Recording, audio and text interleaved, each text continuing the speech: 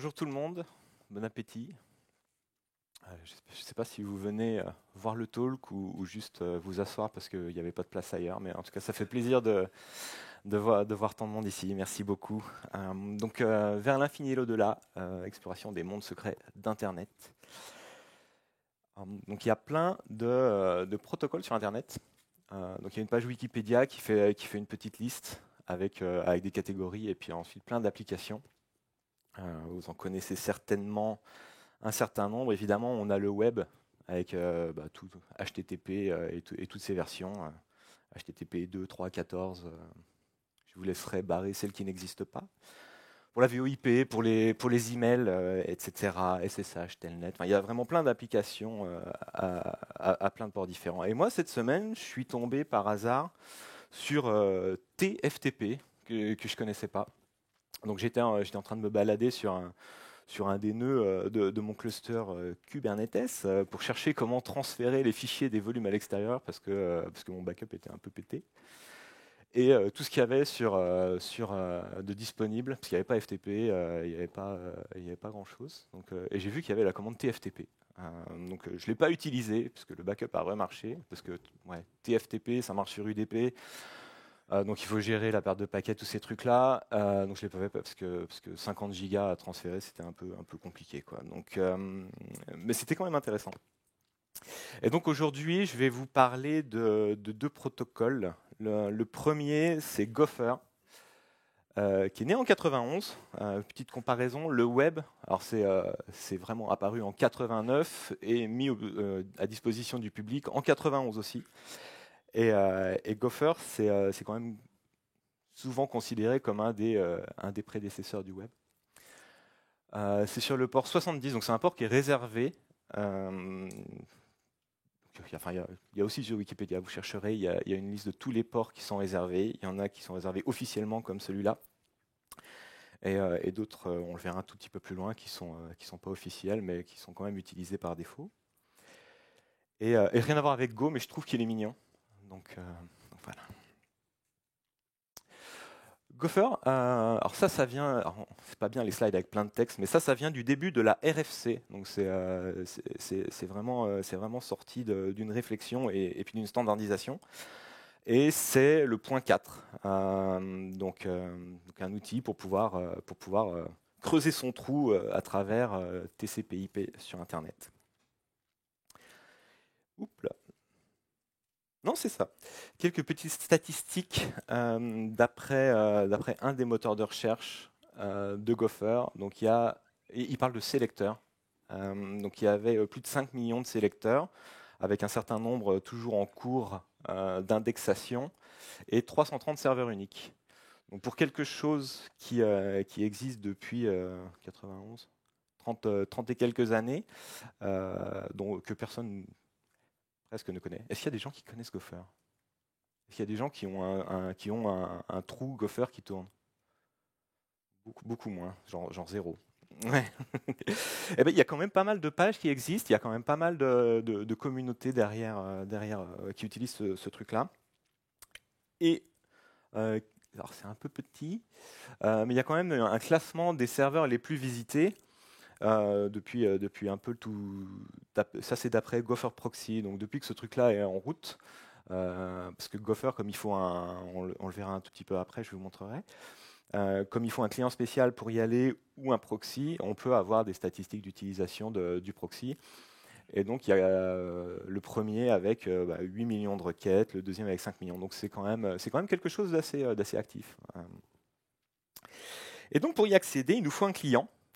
Parce que alors il me semble que dans Firefox, dans les versions anciennes, on pouvait explorer Gopher. Ça a été supprimé. Mais donc on peut faire du Lynx, qui est quand même assez connu et disponible sur pas mal de plateformes. On peut faire du Gophi, je le mentionne parce que c'est fait en Java et qu'on est à Devox. Je mentionne VF1 parce qu'il a été créé par une personne dont le pseudonyme est Solderpunk. On y reviendra un petit peu après. Ou autres, il y en a plein. Ils sont listés sur Wikipédia aussi. Et ça pour plein de plateformes différentes. Ça peut être des ordinateurs, ça peut être des téléphones mobiles, ça peut être des extensions dans les navigateurs. Donc il y a une extension qui s'appelle Overbyte qui permet à des Firefox un peu plus récents et des Chrome, je crois, mais il ne faut pas utiliser Chrome, pour pouvoir explorer du Gopher. Voilà. C'est le moment où la démo marche pas, on va voir. Pas celui-là.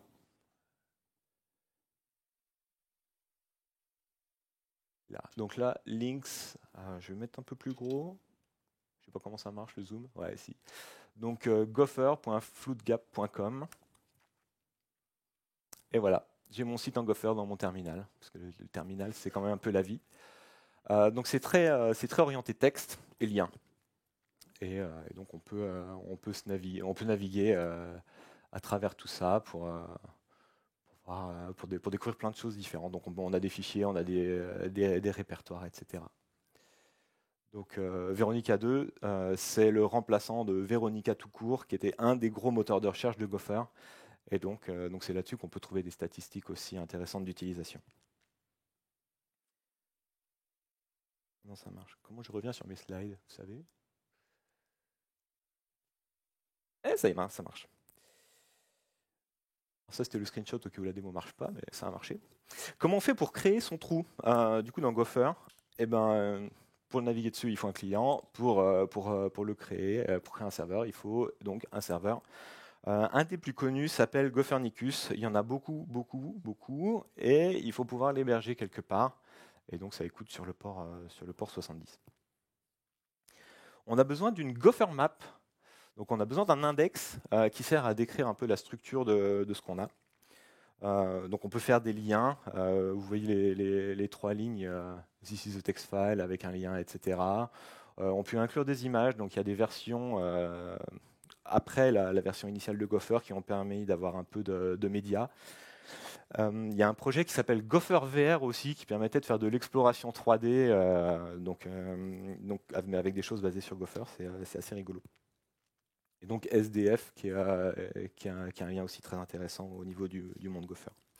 Je vais enchaîner avec Gemini, qui est né en 2019. Donc là, on fait un gros bond dans le temps, qui utilise le port par défaut 1965. Donc ça a été désigné, mais ça, c'est pas un port officiel. Donc eux, ils l'utilisent comme port par défaut, mais c'est pas un port réservé.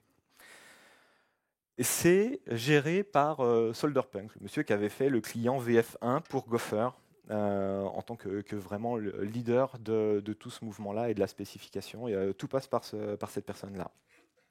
Et il y a un site, donc geminiprotocol.net, qui permet de décrire un peu toute la spécification, la FAQ, d'où ça vient, d'où ça sort, etc. Quelques statistiques. Donc j'ai cherché avec deux moteurs de recherche qui avaient des résultats très très différents. donc à essayer après chez vous. Par exemple, geminispace.info avec plus d'1 600 000 pages sur 2400 domaines et un autre qui retrouvait 357 000 pages sur un peu plus de domaines, 2677. Donc il y a quand même pour quelque chose qui est très récent et très très niche quand même, on a quand même une grosse activité dessus et c'est vivant et c'est assez intéressant. Comme pour l'autre, on a besoin d'un client.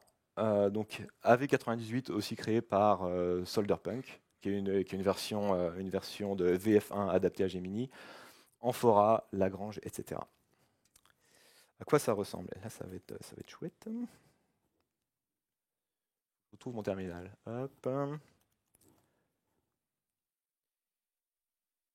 Non? Comment on sort de là? Je vais faire ça. Donc je vais aller voir à quoi ressemble geminiprotocol.net avec un client. Et donc là, on est aussi sur du mode très textuel. Gemini se voit comme une évolution un peu plus moderne de Gopher plutôt qu'un HTTP miniaturisé. Donc on a du texte avec une hiérarchie pour les titres, on a des liens, et voilà. Donc, et puis comme pour l'autre, on peut naviguer. Alors avec ce client-là, il faut taper le numéro, et donc on peut se balader un peu là-dessus. Il y a un autre client que je voulais vous montrer. J'ai trop de trucs. Est-ce que vous voyez Lagrange? Ah oui, c'est ça. Ouais, c'est ça. Faut que je le mette en grand peut-être. Bon, c'est pas grave, vous voyez à peu près. Donc ça, faut que je trouve ma souris. C'est client Lagrange qui permet aussi de faire du Gopher. Donc c'est un environnement graphique, ça change un petit peu parce qu'il y a des gens qui sont un peu choqués par le terminal parfois. Et l'avantage du mode texte, c'est que quand on l'affiche, on peut faire ce qu'on veut. Et donc Lagrange, ils ont décidé d'appliquer des thèmes au site qu'ils affichent. Donc là, c'est aussi Gemini Protocol, comme on a vu juste derrière là. Et là, c'est un site qu'on m'a recommandé ce matin. Hey, please look at me. Par des gens certainement charmants que je ne connais pas encore, mais que j'espère croiser un jour, qui font du OCaml. Voilà. Donc il y a une communauté toujours active avec des gens qui font des blogs, etc. Donc, j'aime beaucoup ça. Et il faut que je retrouve mes slides. Hop. Comment on fait pour créer sa capsule? C'est le nom de son petit site en Gemini. Donc c'est pareil, il faut un serveur. Moi j'avais fait des tests avec Agathe, il y en a plein d'autres aussi, et j'ai essayé de leur faire marcher cette nuit, c'est pour ça que j'ai pas assez dormi. Moi j'avais essayé de creuser un peu le langage NIM, et comme Gemini c'est rigolo, et à l'envers ça fait NIM, ça commence par NIM, donc c'était mon petit projet secret à moi pour découvrir un langage. Et on reviendra après pourquoi c'est intéressant, ces projets comme Gopher ou Gemini qui sont assez petits pour l'expérimentation. Et un hébergeur, comme pour Gopher, il y a SourceHut qui est assez intéressant parce qu'ils ont, ils ont le support pour Gemini dans leur truc de page. Une réponse Gemini, c'est un code. Donc 20, c'est succès. C'est à 2 numéros, forcément, pour éviter d'en avoir plein. Il y en a quand même beaucoup à 2 numéros. Ensuite, comment on dit, le type mime de ce qui suit et le contenu. Et voilà. Donc c'est une sorte de markdown un peu simpliste. Donc avec des dièses pour les titres, on peut faire des listes. Et les liens, c'est flèche, le lien et la description du lien. Pourquoi c'est bien ces petites choses-là? Il y a un côté historique. Donc replonger dans Gopher, c'est replonger au tout début du web, voire avant. Et puis le côté nostalgique. Alors moi, Gopher, c'était, j'ai dit quoi, 91? Donc j'étais encore tout petit, je traînais pas encore dessus, mais quand on voit la complexité du web aujourd'hui, revenir à ces choses-là, c'est assez intéressant. Et de découvrir les communautés qui sont derrière et les sujets qui sont traités, ça peut changer un petit peu aussi. Et voilà. C'est bien pour la diversité. Donc, sur le web, on a souvent cette médium. Il y a sûrement des gens ici qui ont des blogs sur Medium, et il y a tout le monde sur Medium, et après on se tape des gros écrans, souscris à mon Medium pour lire la suite, etc., alors que c'est pas ce que vous avez décidé. On a besoin d'une diversité de plateformes sur le web, et on a besoin, je pense, aussi d'une diversité de protocoles pour ouvrir un peu les champs des possibles. Et comme ce sont des protocoles très simples, vous aussi, vous pouvez faire votre client, votre serveur. Et ça permet aussi de diversifier les clients. Parce que c'est très compliqué aujourd'hui de faire un navigateur web, parce que c'est trop compliqué, c'est très très complexe. Donc jouer avec ça peut permettre aussi d'apprendre plein de choses. L'Internet vert, comme mes slides, parce que comme c'est très léger, que du texte, qu'on n'embarque pas de JavaScript, etc., c'est mieux pour la planète. Mangez-en. Moins de surveillance aussi, je lis mes slides, je ne me rappelais plus de ça. La geekitude aussi, level 9000, parce que déjà quand on ouvre un terminal, les gens ils hallucinent un petit peu, et quand on commence à naviguer sur certains trucs, comme je vous ai montré juste avant dans le terminal, les gens ça les fait encore plus écarquiller les yeux, c'est toujours assez rigolo. Et, il me reste 30 secondes. Et pour le web, parce que je vais parler un petit peu quand même du web, c'est rigolo parce que dans un terminal, ça fonctionne aussi un petit peu. Donc là, avec Lynx, je suis sur...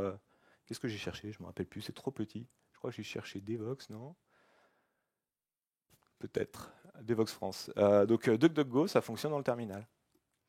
Et donc on peut accéder très rapidement, parce que c'est du mode quasiment texte. C'est une version light en général, donc on n'a pas toute une surcouche qui sert juste pour la décoration, comme on a dans un vrai navigateur. Il y a des sites qui fonctionnent en mode texte, donc npr.org ou CNN, ils ont une version light qui permet d'afficher des trucs. Et puis il y a des petites choses qu'on voit comme le Web 0 Manifesto, donc qui est apparu au moment du Web 3, et qui voulait faire plein de choses. Et si on enlève tout le bullshit, on arrive à juste de la décentralisation. Donc il faut avoir son site à soi plutôt qu'être sur une grosse plateforme.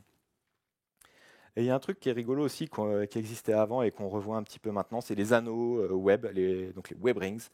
Par exemple, sur localghost.dev, avec ce style très ancien, on voit que cette personne-là, elle est membre du Geek Ring et du Hotline Ring. Voilà. Et donc, merci beaucoup. Ça, c'est moi sur le web, avec mon site en anglais, mon site en français. Et si vous mettez /badidon, c'est mon podcast qu'on fait avec madame, parce qu'on aime bien raconter n'importe quoi. Et je travaille au Subapis Institute, qui est une ONG basée à Genève. Et je vous remercie, j'ai dépassé le temps, désolé. Ne sois pas fâché, Fanny. Merci à tout le monde. Et on va dehors pour les questions si vous en avez.